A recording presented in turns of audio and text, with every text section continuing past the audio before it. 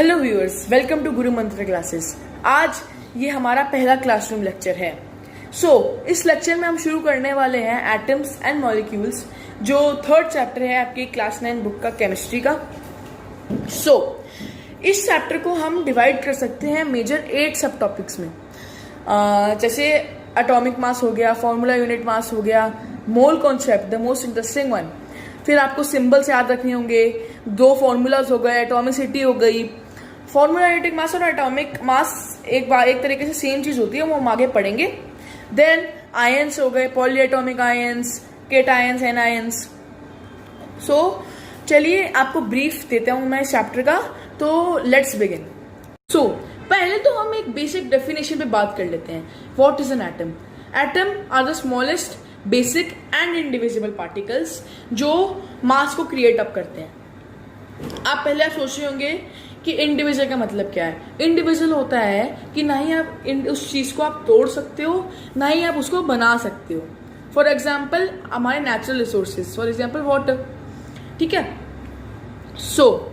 अब हम बात कर लेते हैं साइज ऑफ एटम पे। जैसे कि एक चीज है, इसका वेट हम कैसे मेजर करते हैं? मोस्टली हम केजेस में करते हैं। तो साइज ऑफ एटम कोई यूनिट होती है नैनोमीटर। क्या होती है यूनिट? नैनोमीटर। अब 1 nanometre is equal to 10 raise to the power 9 metres. 10 raise to the power 9 metres. तो ये साइज ऑफ एटम हो गया। एनसीईआरटी बुक में एक टेबल दे रखा है जहां पे कुछ चीजों का आपको मास दे रखा है, मेजर दे रखा है। Metres 10 raise to power 9, 10 raise to power -10, 10 raise to power -4, ऐसे करके। ठीक है। तो आप वो रीड कर लेना। मैं भी आपको वो शेयर कर दूंगा। मैं आपको नोट्स भी शेयर करने वाला हूँ एंड में। जो भी मैं समझा रहा हूँ प्रॉपर लिखा होगा और वो टेबल भी वहां मेंशन्ड है। अब हम कुछ साइंटिस्ट के बारे में बात कर लेते हैं। ठीक है। देखिए, एक हमारे इंडियन फिलोसोफर साइंटिस्ट थे जिन्होंने कहा था कि अगर आप एक चीज को तोड़ते जा रहे हो तो एक टाइम आएगा जब वो और टूटेगी नहीं, मतलब और कुछ नई चीज फॉर्म नहीं होगी। फॉर एग्जाम्पल कंपाउंड को तोड़ो तो उससे 2 एलिमेंट्स आ जाएंगे या मोर, ज्यादा भी आ सकते हैं एलिमेंट को तोड़ के कुछ नई चीज तो नहीं बनेगी, वो बस छोटा होता रहेगा पर उसकी प्रॉपर्टी सेम रहेंगी। तो जो साइंटिस्ट थे उन्होंने ये बात भी कही थी, और इन छोटे छोटे पार्टिकल्स को उन्होंने नाम दिया था परमाणु। क्या नाम दिया था? परमाणु। अब ये साइंटिस्ट कौन थे? ये साइंटिस्ट थे महर्षि कर्णर। कौन थे? महर्षि कर्णर। अब हम दूसरे इंडियन फिलोसोफर की बात कर लेते हैं। दूसरे जो इंडियन फिलोसोफर थे उन्होंने कहा था कि जो ये छोटे छोटे परमाणु होते हैं, जो भी पार्टिकल्स होते हैं, ये कंबाइन करते हैं एक दूसरे के साथ टू फॉर्म मैटर। ये कंबाइन करते हैं एक दूसरे के साथ टू फॉर्म मैटर। जैसे कि जैसे एक पार्टिकल है, ठीक है, एक कंपाउंड है, तो 2 से ज्यादा एलिमेंट्स एक साथ कंबाइन होते हैं टू फॉर्म अ कंपाउंड। तो ऐसे ही जो एटम्स होते हैं वो कंबाइन होते हैं टू फॉर्म मैटर। तो अब जैसे आपका वुडन टेबल है तो इसमें छोटे छोटे पार्टिकल्स होंगे, मिलियंस बिलियंस पता नहीं कितने, जो एक साथ कंबाइन होंगे और एक ब्लॉक का वुड बना रहे होंगे। ठीक है, समझे? अब ये साइंटिस्ट कौन थे? ये साइंटिस्ट थे पाकुदा कटयायामा।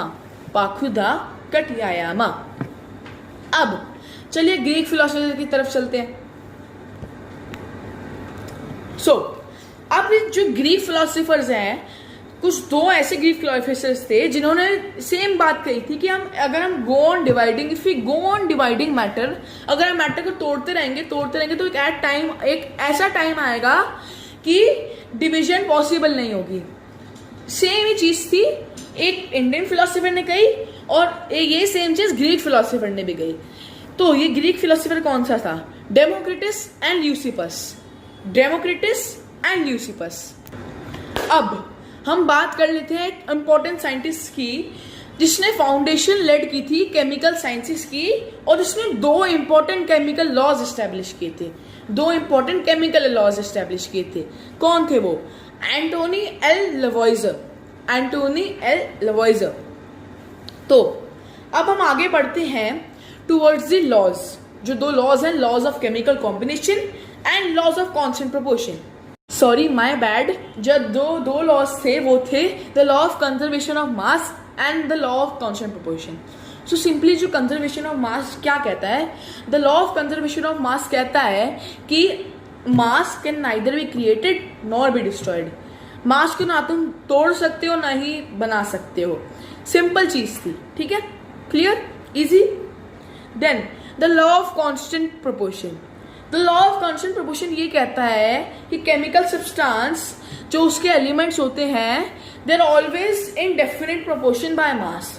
एक केमिकल सब्सटेंस है जो उसके एलिमेंट्स होते हैं वो ऑलवेज कांस्टेंट प्रोपोर्शन बाय मास में, मतलब कि जो दो एलिमेंट है तो उनके जो प्रोपोर्शन होगा जैसे 1:2 है तो उनका मास हर बार सेम ही रहेगा। फॉर एग्जाम्पल वाटर है, वाटर में आपको पता है H2 की फॉर्म में प्रेजेंट होता है, उसमें वाटर में एक एटम होता है हाइड्रोजन का, एक एटम होता है हाइड्रोजन का, 8 एटम्स होते हैं ऑक्सीजन के।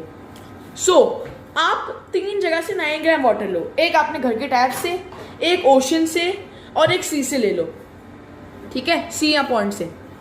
अब आप तीनों वाटर है उसको डीकम्पोज करो तो आपको 1 gram hydrogen and 8 grams oxygen मिलेगा। तीनों केसेस में आपको 1 gram hydrogen and 8 gram oxygen ही मिलेगा।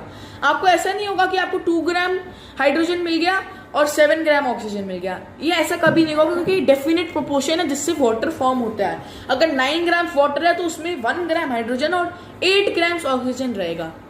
सो इस जो भी मैंने वीडियो लेक्चर में ये नोट्स हैं, ये मैंने नोट्स आपको प्रोवाइड कर दिए, डिस्क्रिप्शन में वर्ड डॉक्यूमेंट का लिंक है। आई होप आपको सब समझ आ गया होगा। थैंक यू, फिर हम मिलते हैं लेवल 2 एटम्स एंड मॉलिक्यूल्स।